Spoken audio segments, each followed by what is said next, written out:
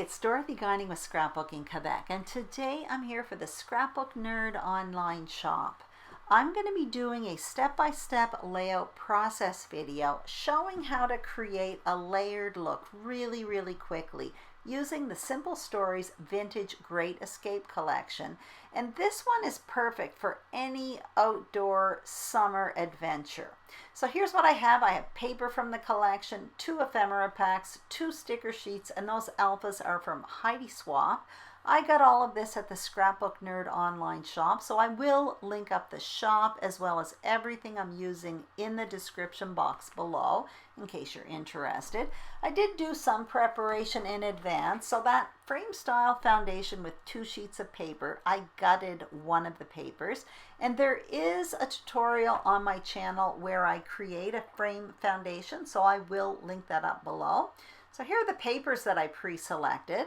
I have one photo, it's a 7x5, and here are the 2 sticker sheets. Now that one there that I have in my hand is part of the collection pack, and that second one underneath is full of banners. It's sold separately and it's super cool.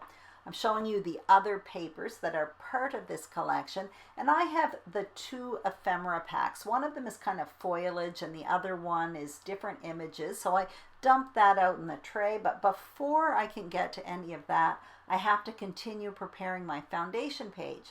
So I'm taking this paper and I'm cutting it all up, and I will put measurements for everything I'm doing on the screen.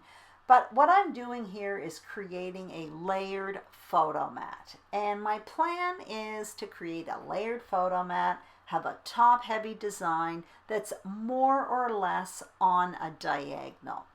Now, I want to point out 2 things about creating this layered photo mat, because there's 2 things that I do that kind of add to its complexity, but it's really easy to achieve. The number one thing is those green pieces that are on the top and on the bottom. Well, they're staggered. They're the same size. Well, actually, the one on the bottom is a bit wider, but I have one towards the left and one towards the right. Now, most of those papers as well are on the horizontal, but that small yellow piece you see there is vertical. Again, it kind of adds a bit to the complexity of the layered mat, but it's really easy to achieve. Now what you see me doing is adding a photo mat to that photo. I cut it out of the beige paper, but you're going to see later on I end up switching it up for that white cardstock that you see up in the right, and I'll talk about that later as well.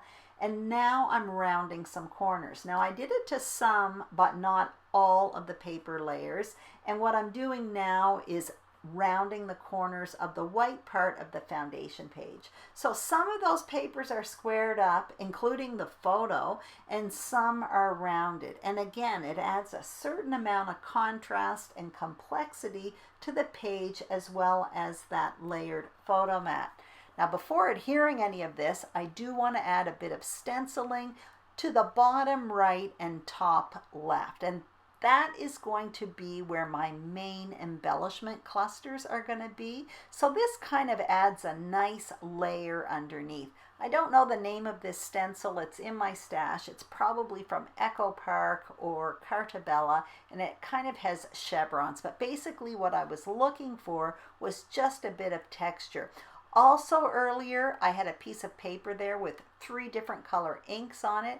It's because in my ink stash, I had colors that were very similar but different, and I didn't know which one to use. So I just tested them out on a piece of scrap paper first before actually applying it to my foundation page. So what I've been doing here is adhering all of these page parts exactly where I had placed them earlier.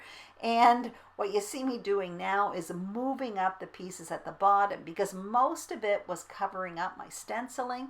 So I thought about adding more stenciling, but I do want to keep this design kind of top heavy still. So I ended up moving up the page parts, and the adhesive I use kind of permits me to do that. And I'll link up that in the information box below if you are like me and change your mind a lot when you scrapbook.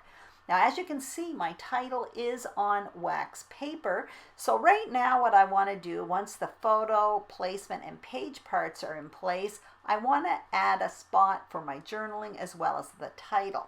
So my title is on wax paper, and I'm cutting myself down 2 tags for journaling right now. Now that's an old Project Life card that was part of a Christmas collection, but I needed the lined paper from it, so I just cut it off and created a tag. Now I used a tag punch from Stampin' Up, but you can do that really easily by just cutting yourself in this case, a 2-inch strip of paper, angling the corners at the end and punching a hole in the middle.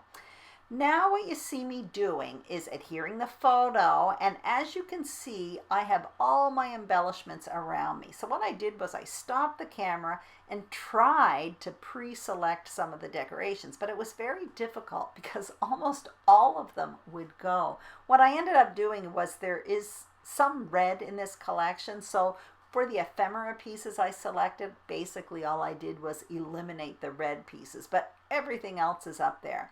So I'm going into the sticker sheet, and that is the one with the banners on it. It's super cool. So there are banners there as well as these file folder tabs, and they are super, I would like to say layered, but they're flat, but they have a layered look, and you will see it better in the still photos at the end of this video. But basically that file folder you see me putting at the top of the page in the top left, it's like there are many file folders. There's a leaf sticking up from it, mushroom sticking up from it. Super, super cool. The same kind of thing for that banner that you see at the bottom of the page. There's leaves there, there's a cup, there's a butterfly, there's mushrooms. It really is super, super cool.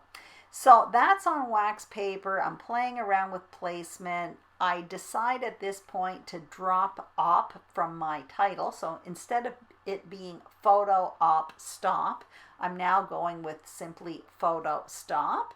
And what I'm doing right now is taking the ephemera and trying to build a little cluster just above those tags. So ultimately, with that embellishment that's on the top left of the photos and the title embellishment cluster underneath the photos, I'm just creating a visual triangle by adding something else above those tags.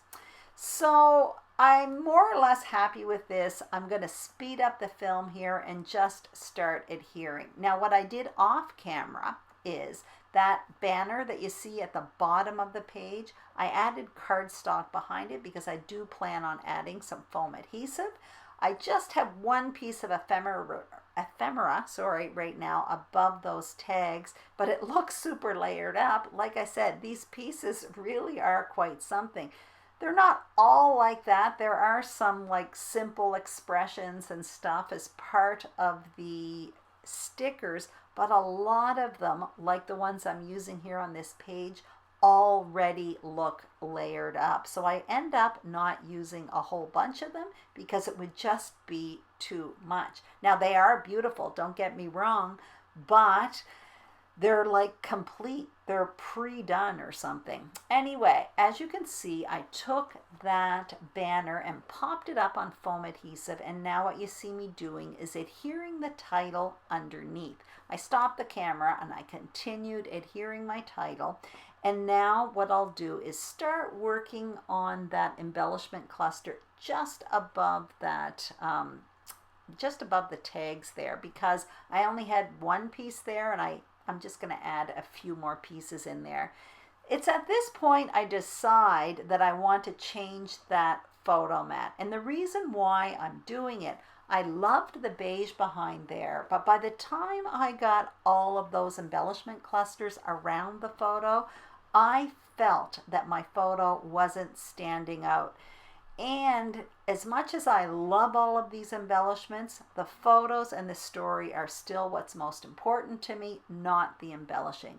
So by replacing that beige photo mat with white, I felt that it separated the photo from the 3 embellishment clusters. So even though I started with the idea of using white, I ended up going with that beigey mushroom color. I ended up going back to the white, and I do like it better. Now what I did there was create 2 reinforcers for those tags. So I used a hole punch and a 1/2-inch circle punch and just a scrap of that green paper that's in the foundation page.